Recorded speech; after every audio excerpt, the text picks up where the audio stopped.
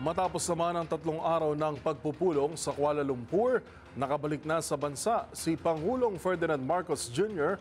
mula sa 46th ASEAN at related summits.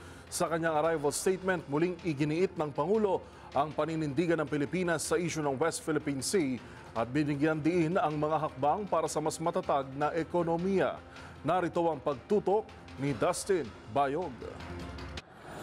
Nakauwi na sa bansa si Pangulong Bongbong Marcos Jr. mula sa Kuala Lumpur, Malaysia, kung saan idinaos ang Ka-46 Association of Southeast Asian Nations o ASEAN at related summits.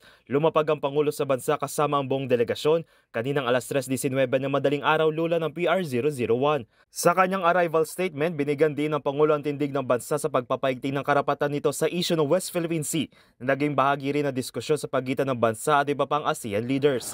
I reaffirmed that the Philippines will continue to defend our sovereignty, sovereign rights, and jurisdiction in the West Philippine Sea in accordance with international law. We continue to strengthen our partnerships with all countries who share our values and our commitment to peace and the rule of law. Pagdating sa ekonomiya, binigyang kahalagaan ng Pangulo ang mga hakbang ng mga bansa tungo sa pagpapalakas ng ekonomiya sa rehiyon tulad ng pagkakaroon ng Treaty of Amity and Cooperation in Southeast Asia at ang pagkakabuo ng ASEAN Geo-Economics Task Force na nagbibigay rekomendasyon patungkol sa economic health ng mga bansa. Ayon sa Pangulo, 4.7% ang growth rate ng naturang rehiyon na mas mataas kumpara sa global average. We adopted the ASEAN Creative Economy Sustainability Framework, which is a roadmap for balancing economic growth, social inclusion, cultural preservation, and environmental sustainability. Sa usapin ng teknolohiya, inihayag ng Pangulo ang kasalukuyang development ng ASEAN sa pagsusulong ng ethical at responsableng paggamit ng artificial intelligence o AI. We noted the ongoing development of the Declaration on the Establishment of the ASEAN Artificial Intelligence Safety Network. This is a crucial step to institutionalize AI safety, ethics, and governance principles.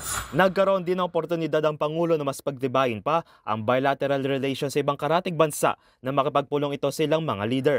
I took the opportunity to engage leaders to discuss bilateral cooperation in strategic areas of mutual interest. I met with the leaders of Lao PDR, Thailand, Vietnam, Cambodia, and Kuwait.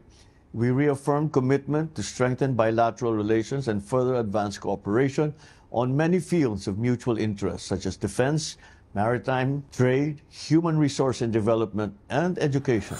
Binigyan din ng Pangulo na handa ang bansa na gumamit ng ibang paraan upang mas mapalakas pa ang private sector investment tulad ng paggamit ng artificial intelligence at digital space. I emphasized that welfare, safety, and progress of Filipinos working and living overseas is of paramount importance to my administration. Samantala, nagpasalamat naman ang Pangulo sa Malaysia sa matagumpay na pag-host ng ASEAN Summit na asanging pagpapatuloy niya sa 2026 kung saan ang Pilipinas na ang magiging host ng naturang ASEAN Summit. Para sa MBC TV Network News, ito si Dustin Bayog ng DZRH TV. Una sa Pilipinas, una sa Pilipino.